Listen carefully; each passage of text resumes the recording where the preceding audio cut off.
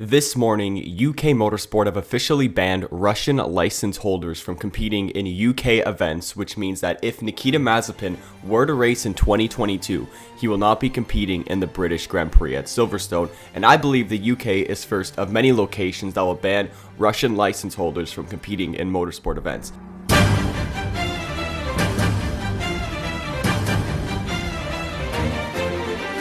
Hey everybody, what's going on? Chris here, otherwise known as CFRacing, and today everybody, I'm going to be talking about the HAAS Nikita Mazepin Russia-Ukraine situation and how I believe Nikita Mazepin is going to be dropped for the entire 2022 season, and I have a lot of reasons to believe this. One, this came out this morning, like I said in the intro, UK Motorsport has banned Russian license holders from competing in the UK, so that pretty much means if, just say, Mazepin does race in 2022 and they go to Silverstone, because that's in the UK, Mazepin will not be allowed to race in Silverstone, and I feel like a lot of other countries who are sort of, or who are close to, or even in relation with the UK, for example, Canada, US, France, all those other big countries, I feel like they will follow suit as well. And how many races do we have in those countries? Well, we have Circuit of the Americas and we have the Miami Grand Prix. We have Circuit Paul Ricard, we got Circuit Gilles Villeneuve. That is literally almost 4 or 5 races right there already that Nikita Mazepin will likely not be able to attend to.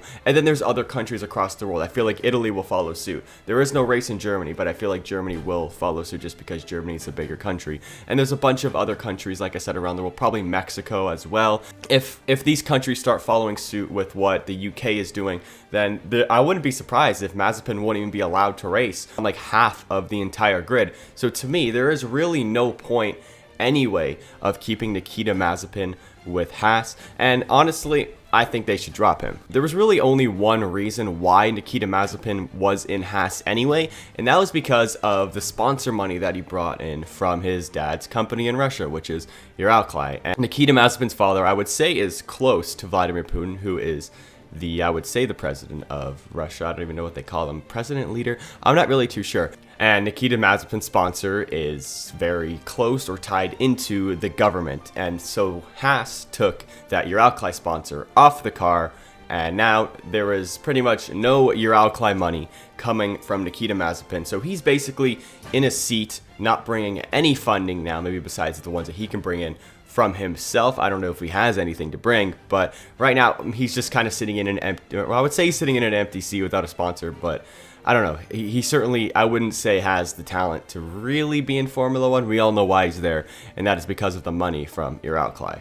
But if HAAS doesn't need HAAS money like they said they don't, then I really see no really plausible reason for Nikita Mazepin to keep his seat going into 2022, especially because the whole situation with Mazepin, just straight up Nikita Mazepin, is a PR nightmare. And then you have this whole Russian situation, which is a much bigger PR nightmare if you ask me. And yeah, I just think there's no plausible reason for Nikita Mazepin to really keep his seat in 2022 and even going forth. Like, I don't know if he'll be able to keep it in 2023, 2024. Who knows? I think it really depends on how Russia and Ukraine really settle this whole war pretty much going on right now.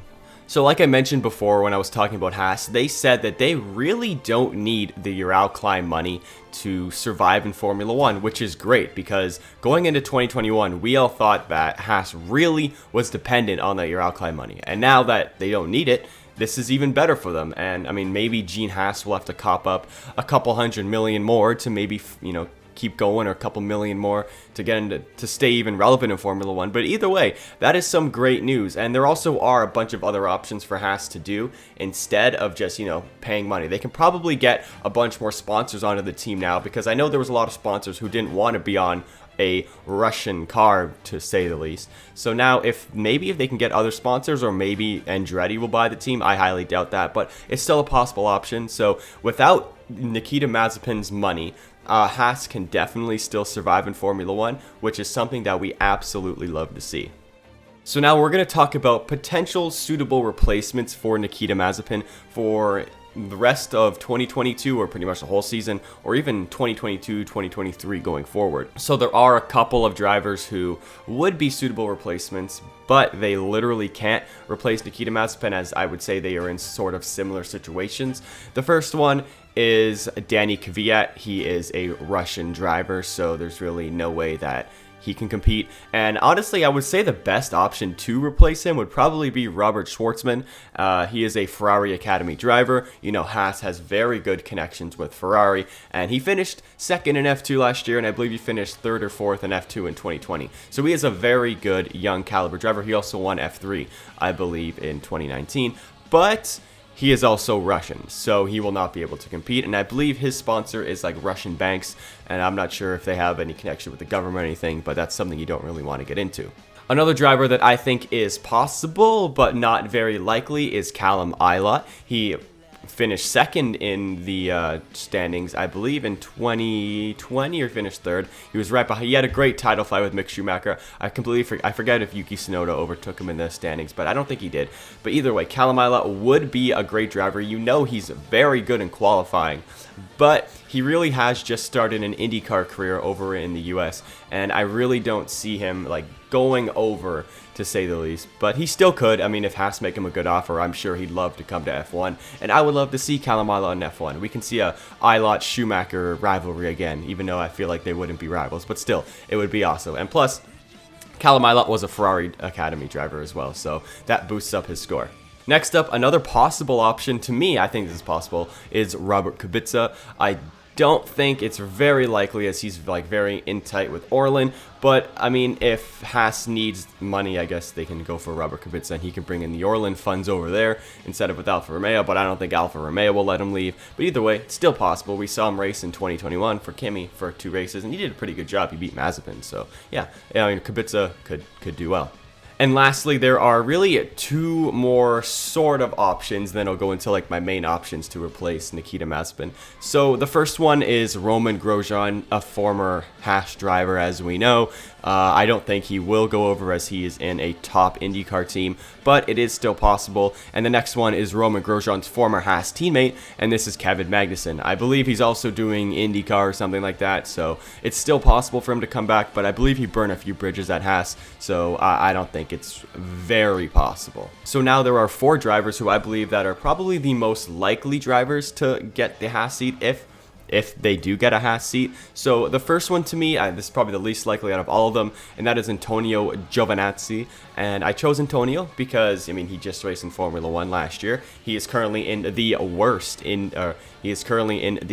Formula E team, as he sits dead last in the World Drivers' Championship for Formula E. So I would not be surprised if he wants to go to Haas. I mean, it's not really a great step up from Alfa Romeo, or he might even be a step down, but either way, he's a Ferrari Academy driver. He has a Formula 1 experience, but I think it's the least likely because he isn't really the top echelon of drivers who really deserve a seat in Formula 1. Next up, we have another driver who, I mean, sort of really deserves a seat in Formula 1, and this is Nico Hülkenberg, and I think he would be a great shout for Haas to sign.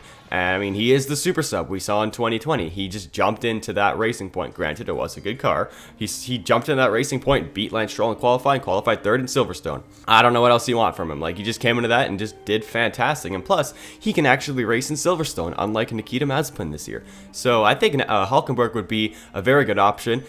But he does not have any Ferrari ties. I don't know if that would really play into it. But if Haas do need an experienced driver who can help develop the car going into 2022, 2023, and the future, then I would say the best option would likely be Nico Hülkenberg. So if they want that, they can go for him.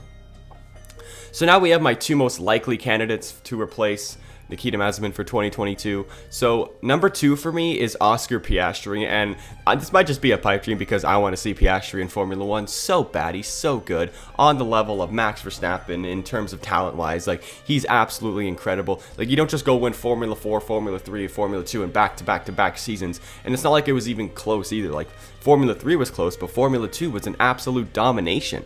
So Oscar Piastri is a very good driver, and if Alpine can cough up some money to put him in that seat, I would do it in a heartbeat. And I'm sure, honestly, Haas would probably want him in that seat as well. Well, maybe, I mean, they could want him in that seat. I wouldn't say they want him in this seat because he could cause issues with Mick Schumacher, and he's also a young rookie driver who probably wouldn't develop the car that well as much as Nico Hülkenberg. But still, I would have Oscar Piastri in that seat, okay? I don't care what anybody else says. I want him in that seat. And last, the number 1 driver who I want to see in the 2022 Haas is going to be Mahavir Raghunathan.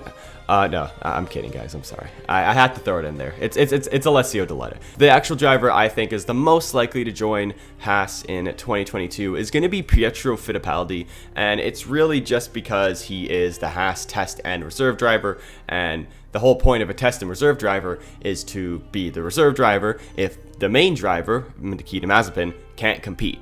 And that's literally probably in his contract. That's why he signed the contract. That's why he raced for Roman Grosjean at the end of 2020. So Pietro Fittipaldi, I wouldn't say he's the best driver on this list. In fact, he is probably the one with the least amount of talent on this list. He does bring, I would say, some decent financial backing, as his last name is Fittipaldi. And how great of a marketing machine would it be if you have Mick Schumacher and Pietro Fittipaldi in a Haas? Those are just two legendary names in Formula One, and I mean, I would love to see them both actually in the same car.